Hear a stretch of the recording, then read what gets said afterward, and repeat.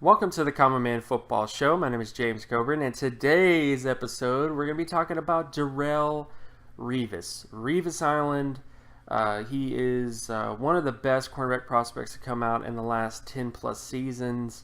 Of course, his career is pretty much over at this point, but I do think that it is, he's a prospect that needs to be discussed because whenever we do cornerback evaluations, whenever we do any type of evaluation, we need to know what the best looked like on paper.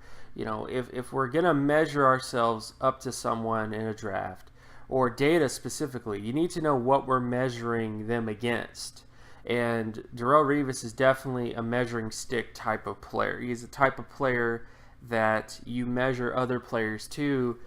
If you're going to say a cornerback is worth a top 10 pick, if you're going to say a cornerback is the next best cornerback in the NFL, you need to have a working place. You need to have a sort of a way of comparison, a way of looking at what he does on paper, and that way when the next prospect comes up and you say, oh, this is going to be the next Darrelle Revis, this is going to be the next whatever, that you actually have a good sort of foundation to compare that guy to. So essentially that's what we're going to do. We're going to look at Darrelle Revis based on paper. A lot of the terms and definitions are going to be in the description, so if you don't know what any of the data points I'm talking about specifically, you can go to the description and it kind of just gives you a detail of the methodology that I use to get these numbers and all the other kind of information. But with all that stuff out of the way, let's get to Darrelle Revis in terms of what he looked like on paper, what his NFL career was like, and just some general thoughts on what he means and what he stands for when it comes to NFL evaluation in the future. So starting with Darrelle Revis, in terms of his production data, he had a 64.09 solo tackle market share production score with a 70.15 pass deflection market share production score. Based on the minimum thresholds for all-pro potential cornerbacks, he hit every single threshold. The minimum threshold for solo tackle market share is 60.73 for all-pro potential, and the minimum threshold for pass deflection is 62.78 when it comes to all-pro potential. He did not really hit the averages, though. I mean, he didn't hit the average solo tackle market share of an all-pro player, nor did he hit the average. He was close to hitting the average for a Pro Bowl production player based on his pass deflection market share, but didn't really hit the averages in terms of all-pro players. So from that perspective, Darrelle Revis was a little wonky. He hit the minimum thresholds based on production, but didn't quite, surpass them by a huge amount. But what makes Darrelle Revis a special cornerback prospect is his athleticism. When you go to his athleticism scores, he had a 93.82 explosive lower body strength score, a 97.57 speed score, and a 99.17 flexibility score. Pretty much hits all the athleticism points out of the park when it comes to minimum all-pro potential, minimum Pro Bowl potential, and of course starter potential. So Darrelle Revis was essentially a cornerback that in that draft class in particular, he had all-pro potential based on his production, on top of having all-pro potential in terms of his athleticism, which you can clearly see that his athleticism was special. For a cornerback to have 90-plus percentile athleticism traits across the board is something that you want. It's not something that you would necessarily not like.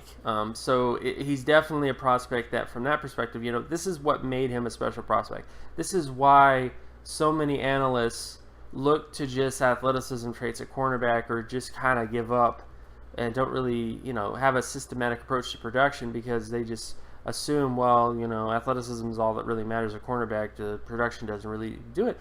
Even though, as you can clearly see, there's clear correlations with production. And I think that production is something that definitely needs to be paid attention to because it can tell you a lot about, a prospect. You want them to be above average productive. It doesn't matter what scheme they're in. They could, definitely, if you are a man cornerback, you're probably going to have less production than a zone cornerback in college because zone cornerbacks typically are closer to the line of scrimmage. They're making more run plays, whereas a man corner is, trailing a wide receiver. However, you still want to have above average production. There's no excuse to not be productive as a cornerback, whether it's pass deflection data or solo tackle data. And I think that Darrelle Revis kind of furthers that point, that there is a point where you need them to hit. You need them to hit a certain level of production to feel confident in terms of your projection on that guy. And then when we get to his NFL production, Darrelle Revis, for the most part, was a fantastic player based on his production. As a 22-year-old, terrific in terms of his production. 23, 24, really well. Basically had high solo tackle and high interception market share, high pass deflection data. 2010 kind of had a down kind of thing. He had a big year in 2011. Another solid season in 2011, another kind of down year in 2012, and then after that, that was pretty much the end of his peak after that point. And it's important to note that I do understand that a lot of people, when they talk about cornerbacks and data, they go, well, they just don't throw at them, that's why they're not productive. And while that is true, and that's another layer I want to add to my data, is how often they're targeted and how well they do when they do get targeted. Because I don't have that data, I really can't speak to it. So I'm pretty sure there probably would be some interesting sort of correlations and interesting sort of things when it comes to target data. But that doesn't dismiss what the macro stuff says. And it doesn't dismiss the fact that great cornerbacks in the NFL at least have a breakout season. They have one season where they prove, hey, don't throw at me anymore. And the NFL is not like this super quick to get onto the new thing right away. Oftentimes it takes them weeks before they even start to adjust their game plan on a guy and start to really realize that, hey, they shouldn't target this guy. And I think that's with Darrelle Revis, that's with Dom Biasimo, that's with all these types of corners, is that you need to build your rep and then enjoy the spoils of not being thrown at as much. And that's definitely what happened to Darrelle Revis. But you can clearly see that in the very beginning of his career, his overall impact was fantastic. And then, of course, teams started to throw less at him. Obviously, he probably was targeted less, and that's what affected his data. But that doesn't dismiss the fact that he did have a breakout year. He did put in the work to earn the right to be a guy who doesn't get targeted as much, is what I'm trying to say.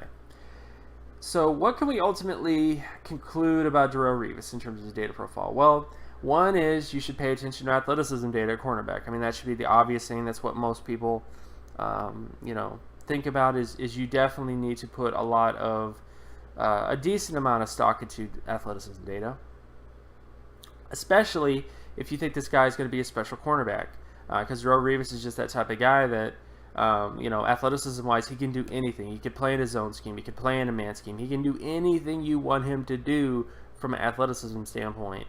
And then of course you need to look at production. Now, is production as important as athleticism? I mean, you can clearly see that athleticism is a little bit more important than production at the cornerback position, but you still need to have a certain amount of production. You still need to produce. You still need to put in the work, as some people would say. In my opinion, and also just based on data, cornerback production is something to pay attention to. Despite the whole thing about, well, they don't get targeted enough, or they don't do this, they don't do that. The arguments that, well, they don't get targeted enough, if it doesn't show up in data, I mean, the reason why the bottom end threshold is so low for Pro Bowlers is because of Antonio Cromartie, and it wasn't because he didn't get targeted a ton as a player, it's because he got injured. He was basically a backup, and then the final season of his career, he got injured, and then he just declared for the NFL. So I honestly just want to throw him out possibly from the data points, but I just leave him there just to kind of show you, this is an example of, this is the lowest of the low. And there's reasons behind why he's that low, but I still try to keep him there in the data just because, it gives some perspective, some context to different things. But the bottom line is again, you need to pay attention to athleticism. You need to pay attention to production. And if you're going to say a guy's the next Darrelle Revis, they better have this type of profile. At least above average overall with this type of player. So again, my name is James Coburn. You can find my work at draftcoburn.wordpress.com. You can also follow me on Twitter at Geometrics. And if you like this content and you want more content like this, be sure to leave a like and subscribe. Share this video as well with anybody that you know, and I'll talk to you guys in the next video. Peace.